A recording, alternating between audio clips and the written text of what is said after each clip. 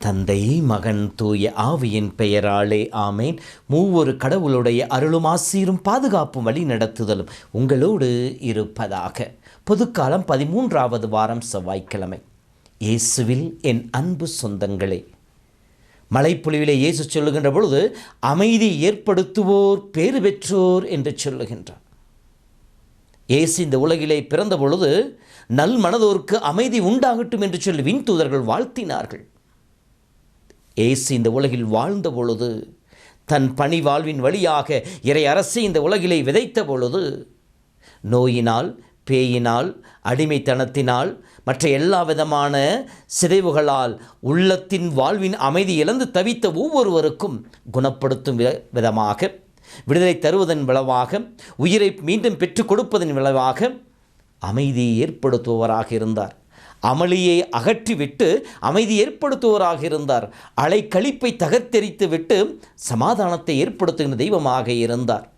இப்படி வாழ்ந்த தெய்வம் உடல், உள்ளம், ஆன்மா அனைத்தும் இன்புற்று அமைதி இருக்க வேண்டும் என்பதற்காகவே உயிர்த்து தன் சீடர்களுக்கு காட்சி கொடுத்து அச்சத்திலே பயத்தில் இருந்த சீடர்களை திடப்படுத்தி அஞ்சாதீர்கள் என்று சொன்னவர் தூய ஆவியை கொடுத்து அமைதியை பெற்றுக்கொள்ளுங்கள், சமாதானத்தை பெற்றுக்கொள்ளுங்கள் என்று சொல்லி அவர்களை வாழ்த்துவதாக இருக்கின்றது.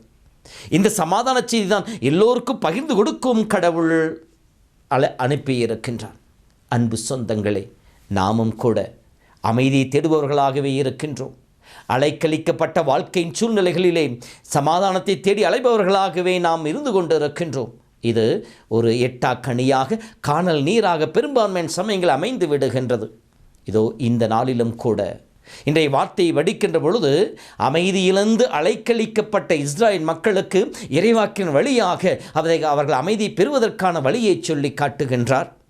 இன்றைய நற்செய்தியை பார்க்கின்ற பொழுது அலைகளால் அலைக்கழிக்கப்பட்டு சோர்ந்து போன பயந்து கொண்டிருந்த சீடர்களுக்கு அமைதியை ஏற்படுத்துகின்றார். அப்படி என்றால் இன்று நம்முடைய வாழ்விலும் ஆண்டவர் அமைதியை தர வல்லவராக இருக்கின்றார். ஆண்டவர் தருகின்ற அமைதியை பெற்றுக்கொள்ள வேண்டுமெனில் நாம் செய்ய வேண்டியது என்ன?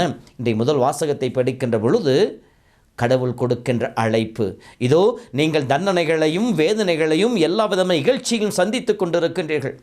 நீங்கள் என்னால் தேர்ந்து கொள்ளப்பட்ட மக்கள் தான், என்னுடைய சொந்த இனமாய் தேர்ந்தெடுக்கப்பட்ட மக்கள் தான், உரிமையோடு அழைத்து வந்த மக்கள் தான்.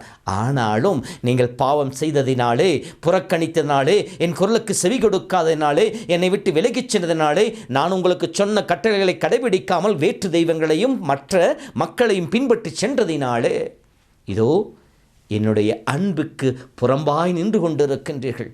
எனவேதான் இந்த தண்டனை உங்களுக்கு வந்து கொண்டிருக்கின்றது. நான் உங்களை எந்த அளவுக்கு அரவணைக்க முற்பட்டாலும் நீங்கள் என்னை விட்டு விலகிச் சென்று கொண்டே இருப்பதினாலே வேதனைகளையும் வாள்களையும் துன்பங்களையும் உங்கள் மேல் ஏற்றுக்கொண்டீர்கள்.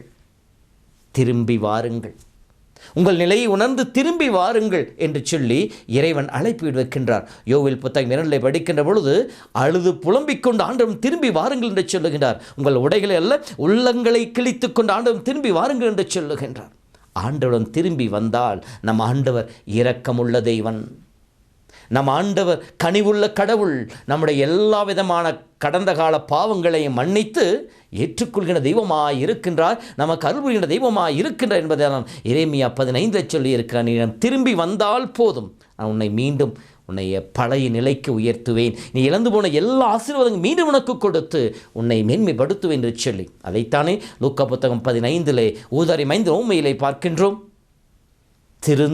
திரும்பி வருகின்ற பொழுது கடவுள் நம்மை ஆசீர்வதிப்பவராக இருக்கின்றார். ஆகவே நாம் அமைதி இழந்த நிலைக்கு காரணம் நம்முடைய பாவங்கள், நம்முடைய குற்றங்கள், ஆண்டவரை புறக்கணித்த நேரங்கள், ஆண்டவருக்கு முக்கியத்துவம் கொடுக்காத தருணங்கள், ஆண்டவரை விட்டு விலகி நின்று கொண்டிருக்கின்ற நேரங்கள், இந்த உலகம் செல்வமும் நாம் தேடி சென்று கொண்டிருக்கின்ற இந்த உலகத்தினுடைய இன்பங்களும் எனக்கு இன்பம் தரும், சமாதானம் தரும் என்று சொல்லி நாம் அலைந்து கொண்டிருக்கிறோமே, இதிலிருந்து நாம் வெளிவருகின்ற பொழுது, ஆண்டவரை மீண்டும் திரும்பி வருகின்ற பொழுது இறைவன் நாம் எதிர்பார்க்கின்ற சமாதானத்தை கொடுப்பவராக இருக்கின்றார். இரண்டாவதாக நீ நற்செய்தியை படிக்கின்ற பொழுது இயேசுவோடு சீடர்கள் பயணித்துக் கொண்டிருக்கின்றார்கள். அலை எழும்புகின்றது, புயல் எழும்புகின்றது. அது தண்ணீர் படகுக்குள் வருகின்ற பொழுது சீடர்கள் பயந்து போய் இயேசுவை தேடுகின்றார்கள். ஆண்டவர்களை காப்பாற்றும் என்று சொல்லி ஆண்டவர் கரங்களை தன்னை அர்ப்பணிக்கின்றார்கள். நம்முடைய வாழ்வில் போராட்டங்களும் கஷ்டங்களும் கண்ணீரும் வேதனைகளும் நம்முடைய வாழ்வின் அமைதியை குலைக்க வருகின்ற பொழுது, நம் வாழ்வில் சந்திக்கின்ற நோய்கள், கடன் தொல்லைகள், எதிர்பாராத இறப்புக்கள் நம்முடைய மனதை வேதனைப்படுத்துகின்ற பொழுது ஆண்டவரை நோக்கி பார்ப்போம்.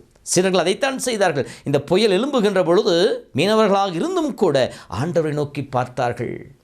நம்முடைய வாழ்வில் துன்பத்தின் மத்தியிலே ஆண்டவரை நோக்கி பார்ப்போம். என்னை நோக்கி பாருங்கள், மகிழ்ச்சி அடைவீர்கள், வெட்கத்தால் தலைகுனியை மாட்டி என்று சொன்னாரே. ஆண்டவர் நம்மை ஒருபோதும் வீழ்ச்சிக்கு உள்ளாக்க விடமாட்டார். எல்லா விதமான சோர்வின் மத்தியிலே ஆண்டவரை நோக்கி பார்ப்போம். இரண்டாவதாக ஆழமான விசுவாசத்தோடு ஆண்டவரை தேடுவோம். அப்போதைய தேவைகள் நிறைவேற வேண்டும் என்பதற்காக மாறாக ஆண்டவர் என்னோடு இருக்கிறார் என்கின்ற அந்த உணர்வோடு வாழ முற்படுகின்ற பொழுது நம் வாழ்வில் எது வந்தாலும், எத்தகைய துன்பங்கள் வந்தாலும் நாம் அமைதியாக இருப்போம். 2 கொரிந்தியர் 4:8 பவுலடியார் சொல்லுவார் அல்லவா, வேதனைகள் உண்டு, புறக்கணிப்புகள் உண்டு, எங்கள் வாழ்வில் துன்பங்கள் உண்டு, ஆனாலும் நாங்கள் சோர்ந்து போவதில்லை, நாங்கள் தளர்ந்து போவதில்லை, நாங்கள் வீழ்ந்து போவதில்லை. இயேசுவின் மீது கொண்டிருக்க நம்பிக்கையினாலும், இயேசு எங்களோடு இருக்கிற அந்த துணையினாலும் நாங்கள் புது வலிமை பெறுவோம் என்று சொல்வாரே. இத்தகைய ஆசை நமக்கு கிடைக்கும். அப்போது எது வந்தாலும் என்ன நேர்ந்தாலும் அமைதியோடு சமாதானத்தோடு இறைவன் கரங்களில் இருக்கணும் என்கிற உணர்வோடு வாழ்வோம். அன்பு சொந்தங்களே, இந்த நாளிலே இந்த அருளுக்காக ஜெபிப்போம். ஒருவேளை நம் துன்பங்களுக்கு, நம்முடைய இந்த சோர்வுகளுக்கு, அமைதியிழந்த நிலைக்கு நம்முடைய பாவங்களும் ஆண்டை விட்டு விலகியிருக்கும் நிலைகளும் காரணமாக இருந்தால் ஆண்டவரிடம் திரும்பி வருவோம். ஆண்டவரோடு இருந்தும் கூட முழுமையாக ஆண்டவரை பற்றி கொள்ளாமல், ஆண்டவர் நோக்கி பார்க்காமல் பெயரளவிலே நாம் வாழ்ந்திருந்தால் அதற்காக மனம் வருந்துவோம். முழு நம்பிக்கையோடு ஆண்டவரை நோக்கி பார்ப்போம். இழந்து போன அமைதியை, இழந்து போன சமாதானத்தை, நம் குடும்பத்திற்கு தேவையான ஆசிரியையும் நம் உள்ளத்திற்கு தேவையான கிருபைகளையும் பெற்றுக்கொள்வோம். திரும்பி வருகின்ற ஒவ்வொருவரையும் ஆசீர்வதித்தேற்றுகின்ற கடவுள் நம் ஒவ்வொருவரையும் ஆசீர்வதிப்பாராக. ஆண்டவர் உங்களோடு இருப்பாராக. எல்லாம் வல்ல இறைவன், தந்தை, மகன், தூய ஆவியின் பெயராலே ஆமேன். கடவுளே